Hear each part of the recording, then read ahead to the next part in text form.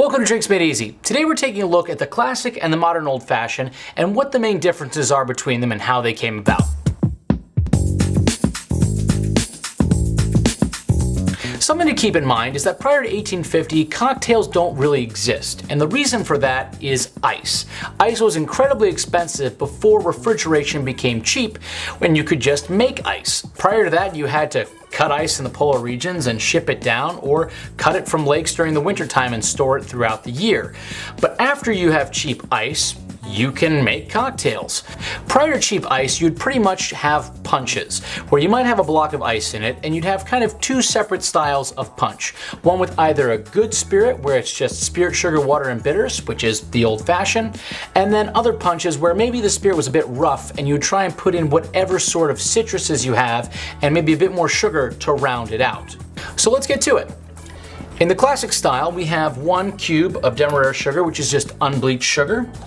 We're gonna add 2 dashes or 3 dashes of Angostura bitters, depending on how much bitters you like. And really what you're looking for is to have a slightly soaked cube with a little puddle around it.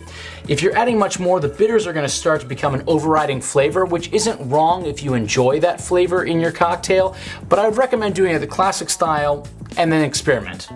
Next, we're gonna add half a teaspoon of soda water, and we're gonna muddle it together. Now, we highly recommend that you use seltzer water because it's gonna kind of lift the flavors that you're combining. If you use flat water, it just kind of muddies everything.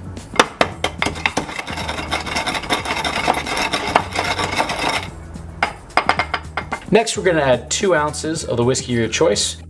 Next, we'll add 1 large cube of ice. And now in a drink like this, I highly recommend using large format ice if you can.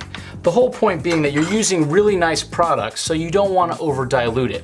And because it's going to get slightly diluted throughout the drink, it's actually going to change the flavor throughout, and you're going to be able to enjoy the difference in flavor from sip to sip.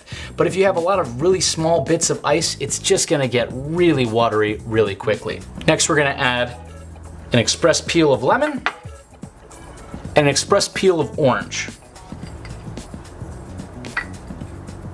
Just gives it a faint hint of citrus, and it's a little characteristic that I think really elevates a classic old fashioned. Now we're gonna take a look at the modern old fashioned.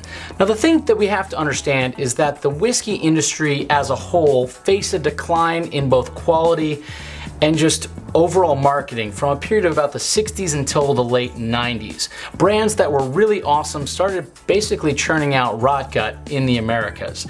And during this time, we also had our palate shift from whiskey to clear spirits, and the flavors were just much sweeter. So to combat this, we have the modern old fashioned. So we have a cube of sugar, just like in the classic, but now we're introducing a cherry and an orange slice, along with our bitters. And just like in our classic, we're gonna add half a teaspoon of soda water to help integrate everything. Next, we're gonna muddle it all together. Next, we're gonna add 2 ounces of whiskey, top it with ice. And this might be the moment where you're asking, well, if you have nice large format cubes of ice, why aren't you using that for the modern old fashioned?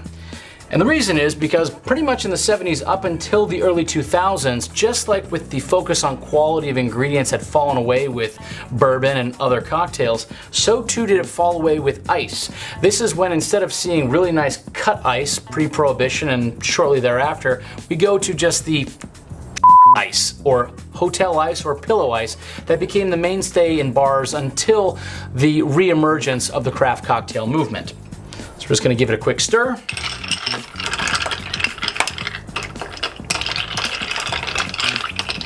Cap that off with a little more ice.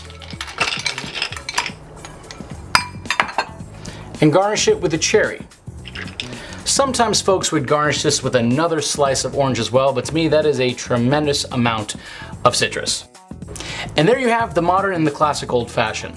Now, I'm a big proponent of drink your drinks however you like, but if you're gonna use a really nice whiskey and something that has muddled cherry and orange, maybe don't. Because this drink was really designed to cover up inferior whiskey, whereas if you have a great bottle, a classic old fashioned is gonna make it shine all the more bright. Thanks so much for watching. Please be sure to like, subscribe, and click on the bell icon so you'll be notified anytime we release a new video. And if anything in this was unclear or you want to know more information about the classic versus the modern old-fashioned, please be sure to leave a comment below.